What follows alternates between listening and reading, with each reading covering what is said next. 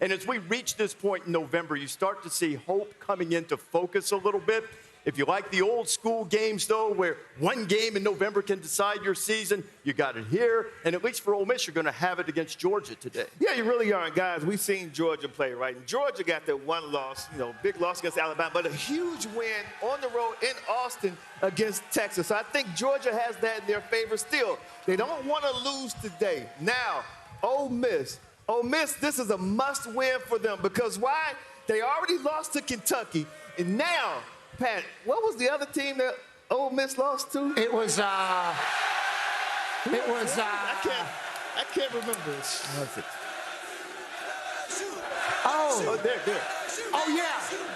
It was LSU. Oh, okay. Yeah, it was the Tigers. And to your point about must-wins, yes. I think the LSU Tigers have one of those tonight, obviously. Yeah. Oh, yeah. Because you look at their two losses, you talk about USC, they're no longer ranked. Texas A&M, obviously, a couple weeks ago, what is their story going to end up being? If you look at the rankings and the way they're viewing it, who you lose to, how you lose to it is a big part of the entire thing. So LSU has to have a win, and Alabama needs a win down here in Baton Rouge. This is a must-win game for both of these teams. And, Alabama has a big win over Georgia. If they were to win today, they'd also have a massive win over LSU. And I think the people that are making the playoff rankings at the end will, kind of reward that. But these are must-win games for a lot of teams already, Herbie. Yeah, it's so easy to focus on the LSUs and the Georgias and all these massive matchups. But what is so exciting in these kind of uncharted waters, this 12-team playoff, is teams like BYU, massive games. Miami of Florida, massive. Colorado. I mean, you start to get to that 10, 11. Now we have official rankings. Start to look 10 to 20. We keep talking about it because we want to keep pressing this for fans. It's not just LSU and Alabama. It's not just Ole Miss and what they're going to do against Georgia. It's not the Ohio States and Oregons. It's way down there. And that today could decide a lot of the outcome of where these teams go. I still want to talk about LSU. Okay. The quarterback, Garnett Nussmeier, is a winner. He's number 2 in the SEC and has 20 touchdown passes. Mm-hmm. Now, one of the main reasons he's so good, the veteran offensive line. They have an offensive line that allowed 4 sacks all year, number 2 in the nation. And number 1, this is very, very important.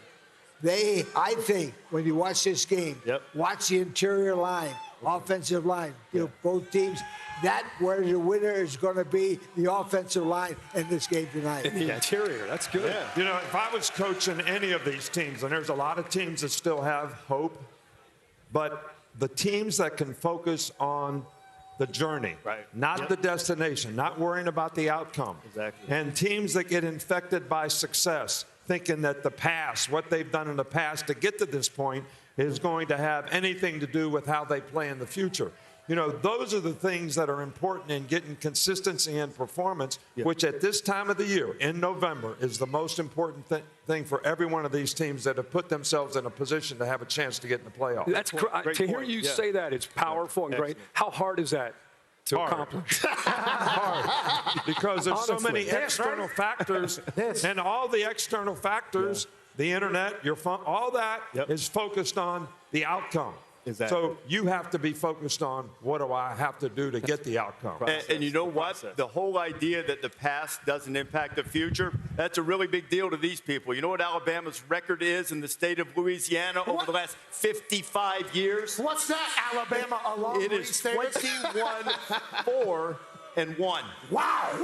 21-4-1? 21-4-1. Wow. Yikes.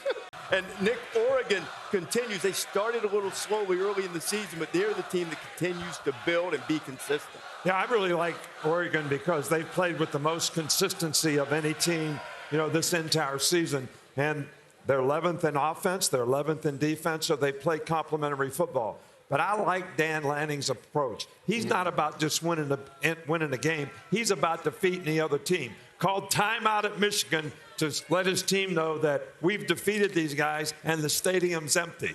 That's the mindset that I like in a team. Yeah. And doing this Thumbs down and that mentality. video they released, this team seems to be All in. a different level of a mission, don't they? So head coach Dan Lanning basically showed a speech from Coach K about how some of his favorite times when he was coaching Duke was when they were in somebody else's arena, and at the end of the game, it was empty and out. He was like, that's what you play for. So Dan Lanning showed him some gladiator stuff, showed him Coach K. This 14-minute documentary basically said the whole team's in a thumbs-down mentality, and they're showcasing to everybody. They're not scared of a damn thing. Now, speaking of Michigan, they are 14-point underdogs to Indiana today, okay? Indiana hasn't been favored over Michigan since the beginning of stats. Like, since stats started, Indiana has never been favored over Michigan, and that's because what Kurt Cignetti's been able to do. On the offensive side, obviously, with Curtis Rourke and all their weapons, but on the defensive side as well. They held Michigan State to 30 rush yards last week, okay? They're down 10-0. They rattle off 47 straight. If they can stop Michigan's run game, which is what Michigan is, Indiana's about to beat Michigan. And that is a wild thing to think about this late into a Big Ten season. This is a new test, though, I think, for Indiana today. This is their first helmet game. Because, look, I know Indiana, different, all of that. They haven't faced somebody that historically they're supposed to lose to. That's a great point. Winged helmet. All those guys from JMU, Ohio U, they felt that way, too. We'll see if they're different today. Yeah, well, Cignetti's on my short list for Coach of the Year. I mean, he's done a fantastic job down there, and they're having a great season. I think they're kind of disrespected because people don't give them the credit that they deserve. But can we talk about Penn State? We were there last week. They played Ohio State. Different year, same results. The most disappointing part was in the red zone. Like, they couldn't score any points. The only touchdown of the game for Penn State was an actual pick six. So moving forward, though, they still have things in front of them. They got Washington, at Purdue, at Minnesota, and, of course, they're in the season with Maryland. They'll be favored in all of those games, but I think Penn State's going to need some help. Ohio State's going to have to lose another game, so they have 2 L's, or Indiana is going to have to lose 2 games, Kirk. And I don't think the Buckeyes are going to lose any games anytime soon. Or Penn State could just chill, went out, host, be comfortable with just skipping the Big Ten championship and host a playoff game. Nothing wrong with that. They're at number 6 right now. Yeah. I mean, there's nothing wrong with that. You know, championship teams, coaches coached a bunch of them. We've watched a bunch of them. There's always a moment in the season that you get to October, late, maybe into November, and there's a moment that helps propel you to a championship run. And I'm wondering if the game that Des just referred to last week for Ohio State, Penn State just had a huge play. Tyler Warren took them down to the 3-yard line. First and goal at the 3. Katron Allen with the first attempt on first and goal. Stuffed. Another attempt. That defensive line holds them. This is how you build pride and belief. A goal line stand by defense. Third and goal. Denied again. 4th down, instead of running it, they try to throw the football incomplete. It's okay. Ohio State's at their own 1-yard line. New reshuffled offensive line. The Buckeyes go 11 straight runs on the road in that environment, knowing when Penn State knows that you're going to run the football and you still close it out. And I just wonder, Coach, if you could just speak on what a moment like that can do in that post-game locker room to propel you to the rest of the year. Well, I think you earn your own momentum, during the season, and I think a game like that certainly helps propel you from that standpoint. But the interesting thing about all this is there's 4 teams that we're talking about in the Big Ten. 2 of them are going to play in the Big Ten championship game. 2 of them are not. And then 2 times at Alabama. We didn't play in the SEC championship, didn't win the SEC, and won the national championship. So sometimes it may be an advantage not to have to play in a championship game. No doubt. And who's going to have more teams in a 12-team playoff? Is it going to be the powerful teams from the North, the Big Ten? Or is it going to be the people representing the SEC? And that's what I think 5 from the SEC as we sit here right now. No, you're saying if you do that, that's a 1-bid league for both the Big 12 and the ACC, if that's the way it goes. I tend to agree with that. Yeah, and you guys will dive into the rankings later, but to Dez's point, when I watch Indiana, and this will probably blow up in my face, they're a better football team than Penn State right now. And Penn State's 3 spots ahead of them. I agree with you 100%. All right. 100%. Nice. Indiana's very pumped to be top 10. Difference is resume, though. That's what they're waiting on. The good thing for Indiana is they get the opportunity. They're going to Columbus in a couple weeks. Right, no doubt. I bet you they fare better at Columbus than Penn State did. I had an NFL scout tell me, what's wrong with Penn State's offense? They're too gimmicky. Yeah. You don't get gimmicks with the Hoosiers offense. Yeah, I agree. Yeah. By the way, 20-10, bro. Yeah. 20-10. Come on, man. Let's go. Are you putting one up early? Steve, there's a lot of people. Steve, they're right now doing this. That's not catching on like the They other don't ones. like it. They don't care. Didn't work. That sucks. They're the best people in America, these people. These people? This is the best place for a game in America. They know it. It's because of the people. But you're wearing a crosstown school stuff. That's Not a rival, just representing the area. It's a rival. Yeah. They're home today, too. They are. Jaguars and Southern. Jaguars. What you got? You guys talked a bunch about Pitt last week. Went to SMU, got beat. Now I don't know what to expect from them. Virginia's been really good. 9-2 as an underdog against the spread. 8-2 off a bye. Say the Cavs. For the hairiest man alive I know, Jeff Brown. Oh, yeah. What about Purdue? Cavs. Now, one-score games the last 2 seasons. They only had one such win last year. And they have 2 wins of it last year, and they're 3-0 now. In fact, every game is a roller coaster of adventure.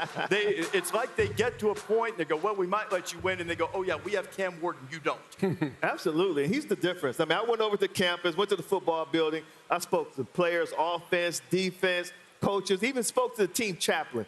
And to the man, they said 3 things about Cam. They said, first, he plays with a very low post, meaning he doesn't get too high and he never gets too low, no matter the circumstances. Number 2, from day one, when he stepped foot on that campus in Coral Gables, he was a leader. Everybody followed him. They love his leadership. And the most important thing, guys, he got the it factor. Like, he's that guy that as long as number 1 is in uniform, despite the circumstances, they always believe that they have a chance. Yeah, and they should. I mean, they've kind of proven it now. A lot of people are saying maybe the ACC's on their side a couple different times throughout the season. Virginia Tech, Cal, Louisville, Duke, all fourth-quarter comebacks. Yeah. So whenever you say you always have a chance, you certainly do. Yeah. I have a very close friend who's a diehard Hurricane fan, and he calls them the cardiac canes, obviously, because every week they're out of it. Every week they've blown it. But what happened with Louisville and Clemson and Miami continuing to win and roll, it's like this team's built to win. They're calloused, and the U's back, I think, Coach. I think the U is all the way back because of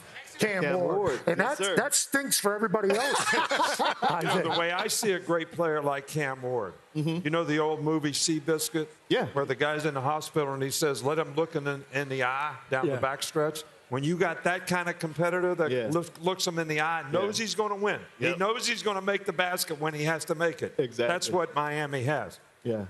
Well, Miami and Cam Ward are legit. Yeah. Their defense concerns me. They've had 3 games 100%. that they've had to come back from 10 points or more, and they've done it because of Cam Ward. Yeah. 124th in the nation as far as penalties. That's a concern. Yeah, exactly. Can they keep flirting with that fine line between losing and winning a game, and can Cam Ward always bail them out? I'm going to bring up a team that most of you don't even know they're in the ACC, SMU. Yeah. There are a lot of people forget they're in the ACC this year. And Kevin Jennings is kind of a Cam Ward kind of guy. Rashard Smith can run the football. They're creating turnovers. There's a new energy down in that area, Highland Park. And that energy is always had. Oh, they got that, but I'm just telling you, they haven't had this much excitement around SMU since the Pony Express, and it's legit. And I just think, I know Miami's great, but don't sleep on SMU if they get to that ACC championship. I talked about Kevin Jennings last week, but SMU is 6-0 with him as a starter. So since he's been the starting quarterback, they're undefeated. I think this guy's something special. I think people forget, honestly, they're in the ACC. That's a really good point. They're undefeated in conference play. Their only loss is to BYU. And they get to that championship game, they can get in, and they're the first team out, too. Alabama has the last at large. SMU is the first team out. Funny little stat about this SMU team, because Rhett Lashley and Kevin and Brashard Smith and everything, like top 5 in the country in rush defense as well. And what they did to Pitt, that was supposed to be a big game. It's like SMU shows up. SMU has a lot of players, too, from Miami. If those 2 teams play. How much